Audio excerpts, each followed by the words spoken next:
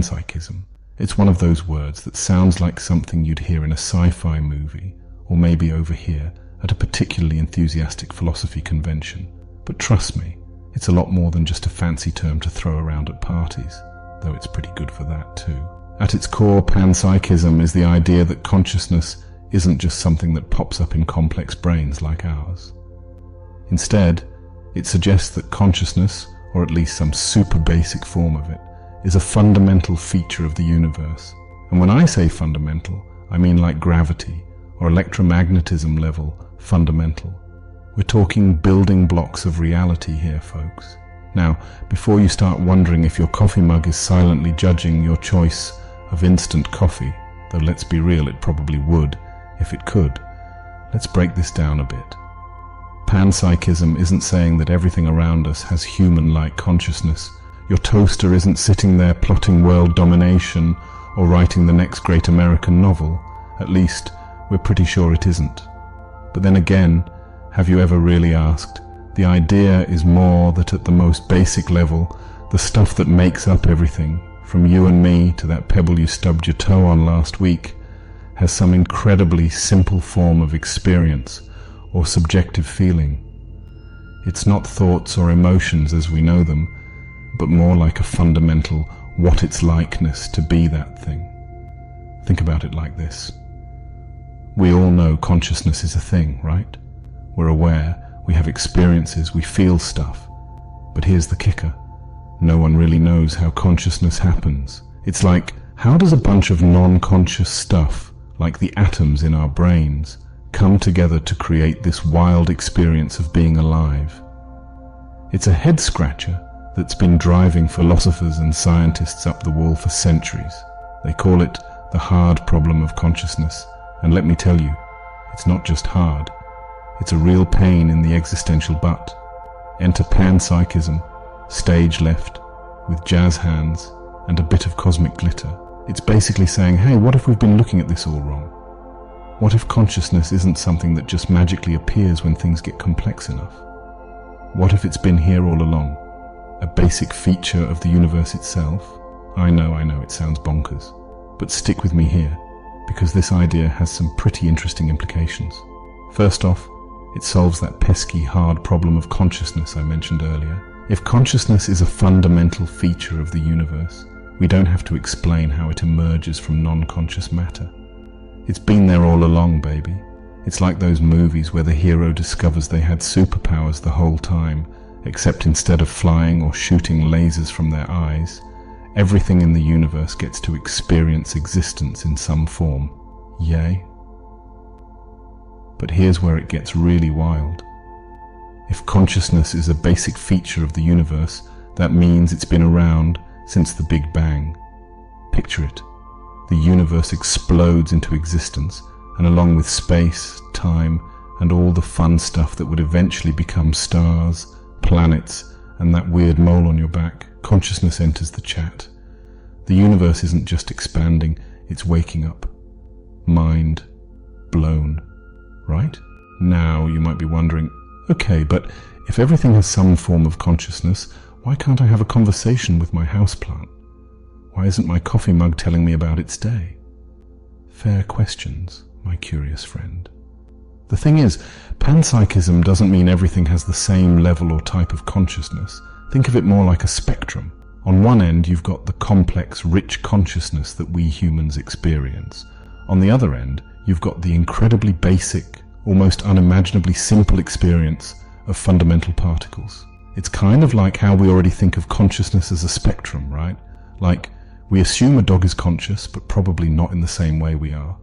And maybe an ant is conscious, but in an even simpler way. Panpsychism just takes that idea and runs with it, all the way down to the basic building blocks of the universe. So in this view, your coffee mug isn't sitting there contemplating the meaning of life or planning to run away with the teapot next door. Its consciousness, if you can even call it that, would be incredibly simple. Maybe just the barest hint of what it's like to be that particular arrangement of particles. Think of it this way. Human consciousness is like a symphony orchestra, with different instruments playing complex melodies that come together to create a rich, multifaceted experience. Your coffee mug's consciousness, on the other hand, is more like a single note played on a kazoo.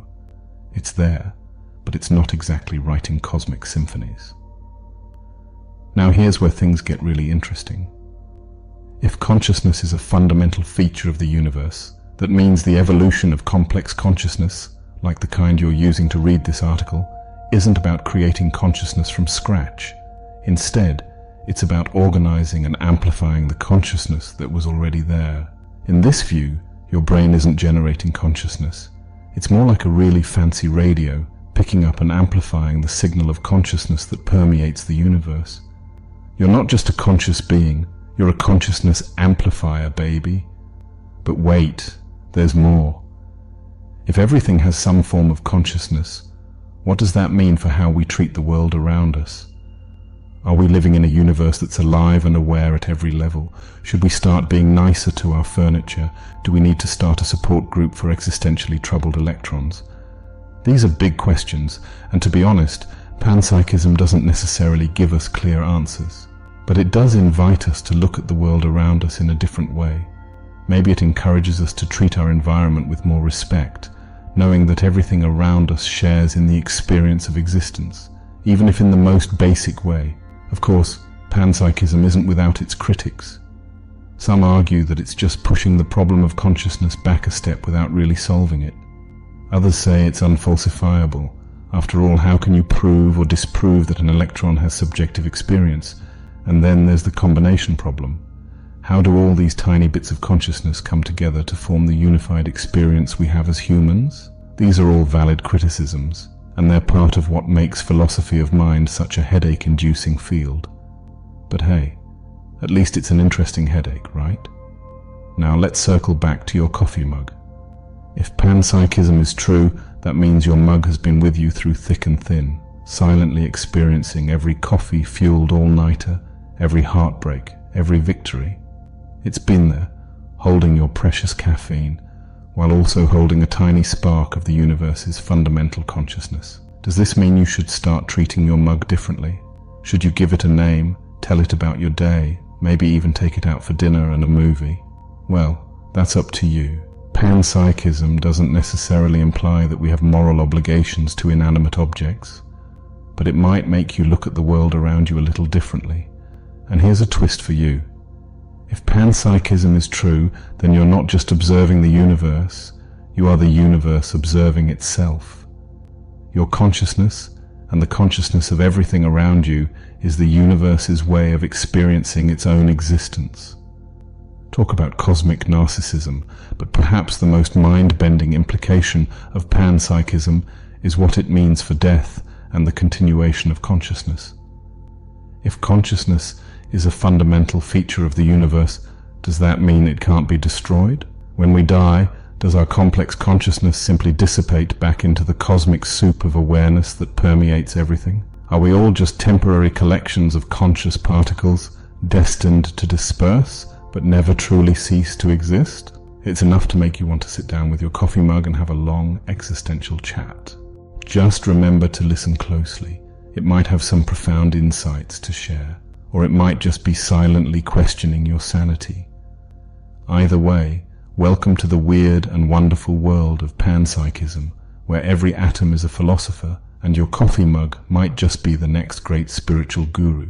Now you might be thinking, okay, this is all very interesting, but what does it actually mean for my day-to-day life? Well, that's the beauty of philosophy. It doesn't always have immediate practical applications, but it can fundamentally change how you see the world. For instance, next time you're feeling lonely, remember, according to panpsychism, you're never truly alone. Every particle in your body, every object in your room, every star in the sky is sharing in the grand experience of existence. It's like a cosmic party where everyone's invited, but most of the guests are really quiet. Or maybe it'll change how you interact with the world around you. Maybe you'll find yourself being a little gentler with objects, a little more respectful of nature. Not because you think your chair has feelings that you can hurt, but because you recognize that in some very basic way, everything around you is part of the same great tapestry of consciousness that you are. And who knows? Maybe one day we'll develop the technology to communicate with the consciousness of inanimate objects. Imagine the possibilities. Marriage counseling for quarreling quantum particles, support groups for neglected office supplies, philosophical debates between rival sofas. The mind boggles at the potential for both profound insights and utter absurdity. In the meantime, maybe we should all take a moment to appreciate the silent sentience that might be surrounding us. Thank your shoes for their service, apologize to the floor for walking all over it, and for goodness sake, show your coffee mug some respect. It might not be able to talk back, but hey, it's been carrying your caffeine addiction for years. The least you can do is acknowledge its potential inner life. Of course, it's important to remember that panpsychism is just one of many theories about the nature of consciousness. It's not proven fact, and there are plenty of smart people who think it's completely off base. But that's the beauty of philosophy. It's not about finding definitive answers, but about exploring possibilities and challenging our assumptions about the nature of reality. So the next time you're sipping your coffee, take a moment to consider the possibility that your mug is having its own subjective experience. Maybe it enjoys the warmth of the coffee, or perhaps it's silently judging your choice of instant over freshly ground beans. Who knows? The point is, panpsychism invites us to consider a universe that's alive and aware at every level, from the grandest galaxy to the tiniest quark. And hey, even if panpsychism turns out to be completely wrong, at least it's given us a new appreciation for the objects around us. Maybe your coffee mug isn't conscious, but it's still a pretty amazing piece of the universe. A collection of atoms that have been around since the beginning of time, now shaped into a vessel perfectly designed to deliver caffeinated goodness to your grateful lips. So here's to panpsychism, and to all the weird and wonderful ideas that make us look at the world in new ways. And here's to your coffee mug.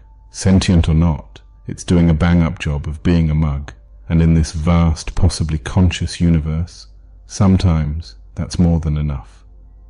Welcome to the panpsychist universe, where everything is conscious and existence is one big, bizarre, beautiful party. Don't forget to bring a sentient snack.